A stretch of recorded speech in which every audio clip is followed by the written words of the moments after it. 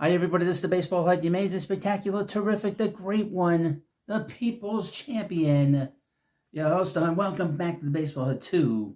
I hope you like this video and hit that subscribe button. Now, as a Mets fan, once in a while I like to goof on an old enemy, an ancient enemy, and just rip into them and their troubles, because some teams are just, that you have to do that. And one of those teams is the St. Louis Cardinals, who was an ancient enemy of the Mets, fought the Mets hard in the 80s, beat the Mets out in 2006, so we've not forgotten that. So, whenever we get a chance to spike the football on their head, we're going to do it. And it's a little bit different than other channels. You don't see other channels do this kind of stuff. But your host is an original thinker. Everyone does the same thing. Let's do a list. Let's do a list that everybody else is doing. But things are not good in Mudville. Things are not well there in, the city of whatever, the city of Arches. Seems that there's a lot of disgruntled workers and a lot of disgruntled former employees at Old Bush Stadium. Augie Bush is not running the ball club anymore. But here we have from the New York Post. Jim Edmonds torches Cardinals after broadcasting exit. Quote, not fun to be around. Now, as you don't know, Jim Edmonds is probably one of the greatest center fielders in the history of the game. One of the true, really, top 3 or 4 greatest defensive center fielders in the history of the game. He's probably up there with, the hell's his name? What did he play for the Cardinals? The hell's man? Kurt Flood. I'm all right. So many players, and you just come up with that. Kurt Flood. Andrew Jones, he's got to be a top 5 great defensive center fielder and be able to do the kind of the offensive performance that he did with the Angels and with the Redbirds. He should have got a longer look from the Hall of Fame. I would mention about the Hall of Fame. The writers that vote for the Hall of Fame are bullying, and they've been bullying the one guy that did not vote for Ichiro for the Hall of Fame. If you're going to have a vote, folks, okay, you should be allowed to vote whoever you want to vote for. You shouldn't be bullied, just so you can have a unanimous vote. And I would mention also this. The only player that had a unanimous vote is Mariano Rivera. And Major League Baseball and the media, I'm not talking about the scandal that's going on with him right now. Very serious situation. So just keep that in mind. As long as you get in the Hall of Fame, who cares the amount of votes that you get in? And if it's going to be by vote, who cares who didn't vote for him? And there's some players, like I said, like Jim Edmonds, don't get a sniff. Guys like Carlos Delgado don't get a sniff. So many great players. Albert Bell didn't get a sniff. Anything. Jim Rice waited 15 years on the ballot. So the sanctimony of the media, stick it, they can stick it. Jim Edmonds will not return to the Cardinals television broadcast booth this upcoming season. Quote, it's not fun anymore, Edmonds said Monday on ESPN 101's The Morning After regarding his exit from FanDuel Sports Network Midwest, formerly known as Bally Sports Midwest. Edmonds, who's 54, spent 8 seasons roaming center field for the Cardinals and 12 with that broadcasting booth. Actually, a long time. He is an inductee of the organization's Hall of Fame. So he's been with the Cardinals 20 years. Wow. After 20 years around the organization, Edmonds thinks things have changed for the worse. They don't make you feel like you wanted to be around the stadium.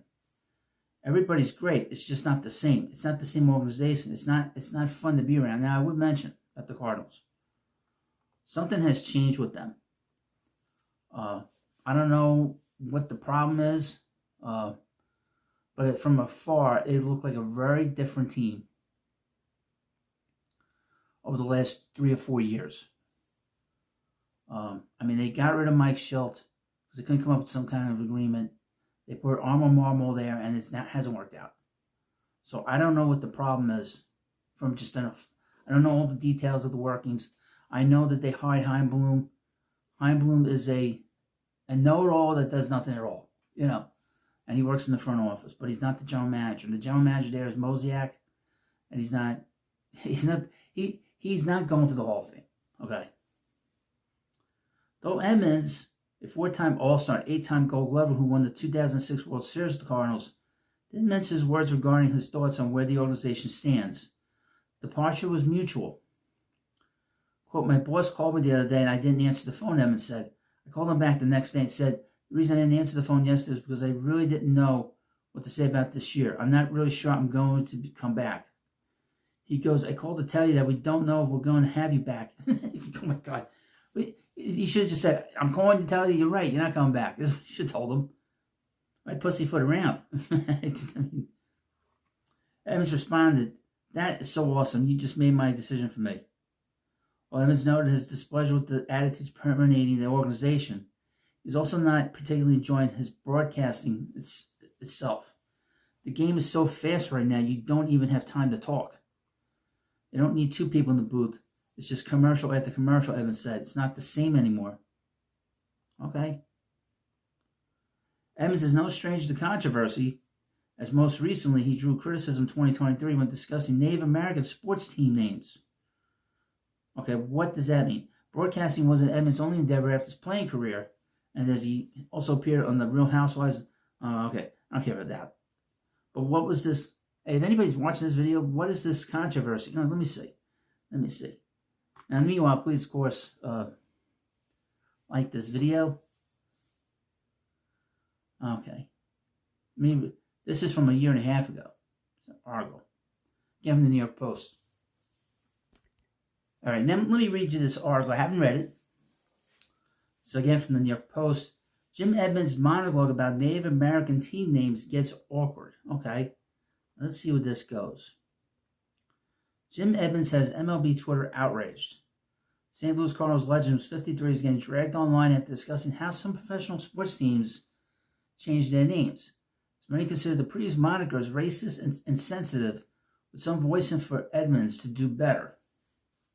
Edmonds, a color commentator, it's funny, for the Cardinals on Bally Sports Midwest and the Cleveland Indians and Washington Redskins as examples during Thursday night's game between St. Louis and Houston.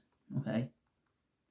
Quote, I actually got quite a few messages on social media about some of the teams, and then, it's really funny when people reach out to you and say, hey, I'm from this area and we really love our baseball here. Edmonds told broadcaster Chip Carey.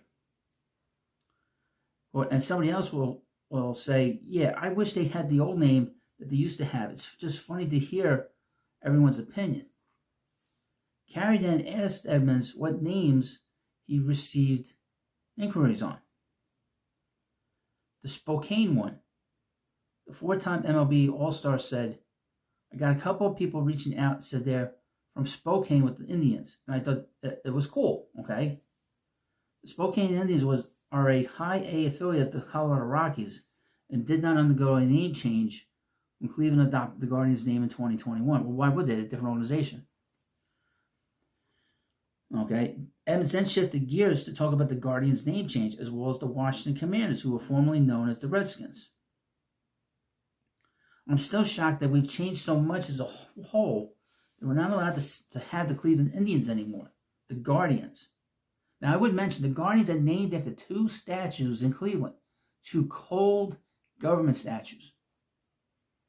The Indians are named in reverence to the very first Native American who played baseball for, at the time, the Cleveland Naps. The Cleveland Naps were named after Napoleon Lajoie, a Hall of Famer and a legendary player of the early part of the 19th century, or the 20th century, excuse me. He continues, I'm saying that too because my wife is partial Native American Indian, and I always thought it was kind of a cool thing. Not a bad thing to have a team named after. The Indians or vice versa. Whatever, the Washington Redskins, all that stuff.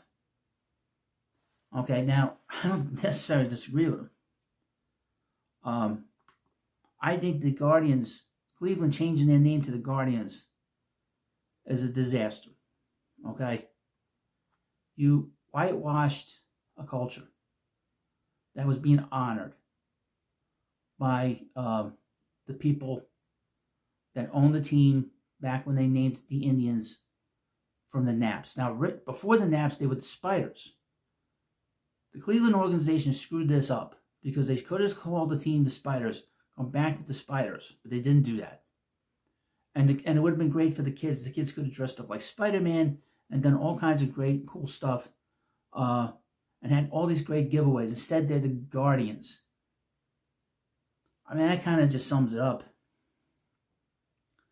Now, the Commanders is a different story in some ways because they had a very lousy owner who was spineless, and they didn't win for a long time. Daniel Stearns, I think his name was, didn't win anything. Wasn't popular with the owners, wasn't popular with his fans. Sold the team, and he was very he should have just kept the name. Said, "I'm not changing the name. There's nothing wrong with it."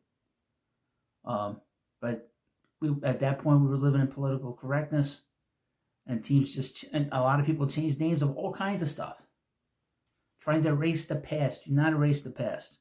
And what you find is that you erase who you are, and who you are is where you're from, and what your background is.